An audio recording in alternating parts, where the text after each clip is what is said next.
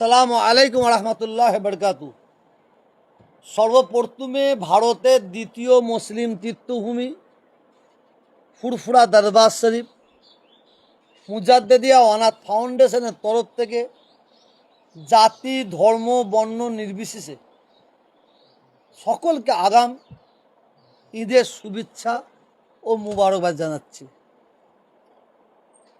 পবিত্র রমজান মাস আমাদের কাছ থেকে বিদায় নিয়ে চলে যাচ্ছে।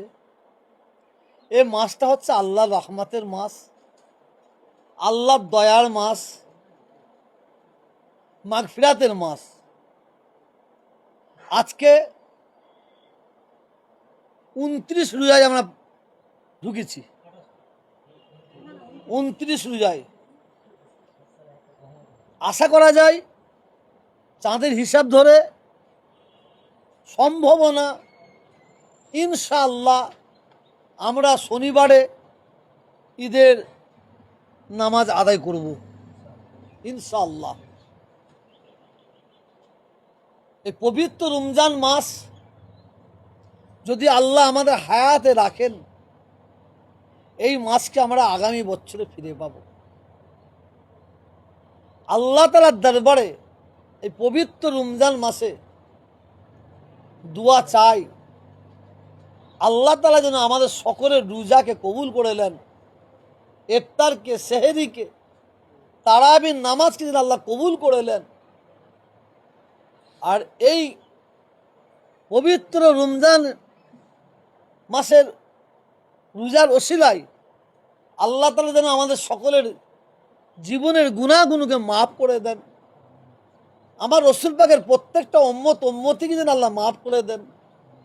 আমার দাদা হুজুর পীর রাহমাতুল্লাহ আলাইহির প্রত্যেকটা মুরিদ মুতাকিদিনে যেন আল্লাহ মাফ করে দেন। কুল মুমিন মুমিনাতকে যেন আল্লাহ মাফ করে দেন।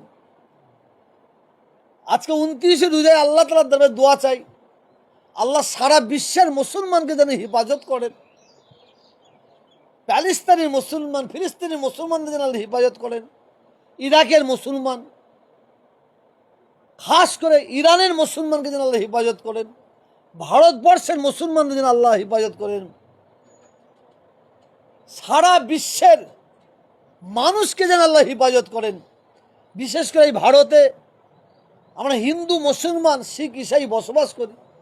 আমাদের মধ্যে আল্লাহ ঐক্য, একতা, ভ্রাতৃত্ব, ভালোবাসা, মিলন যেন আল্লাহ দান করেন। আল্লাহ যেন আমাদের সবাইকে হিদায়ত করে দেন। পবিত্র রমজান মাসে রোজার শেষে আমরা ঈদগাহের ময়দানে যাব। ঈদগাহের ময়দানে যাবার আগে ফেতরাটা এবছরে 70 টাকা করে ফেতরা ঘোষণা করা হয়েছে। ফেতরাটা পাশের গরিবদের হাতে তুলে দিয়ে আমরা একদিন আগে, দুদিন আগে তাদের হাতে ফেতরা পয়সাটা দিয়ে দেবো। তারা যাতে সেমুই, লাচ্চা কিনে তারাও যেন খুশির সঙ্গে ঈদ বানাতে পারে, আল্লাহকে দোয়া চাই।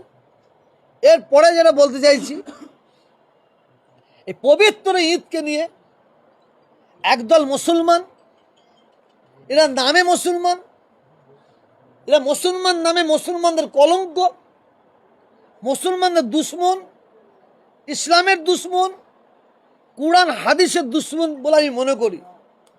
তারা ঈদকে সামনে রেখে বহু জায়গায় রাস্তার ধারে ছোট ছোট স্টেজ করে আর ঈদ মুবারক, বিসমিল্লাহ রহমান রাহিম, ঈদ মুবারক লিখে দেয়।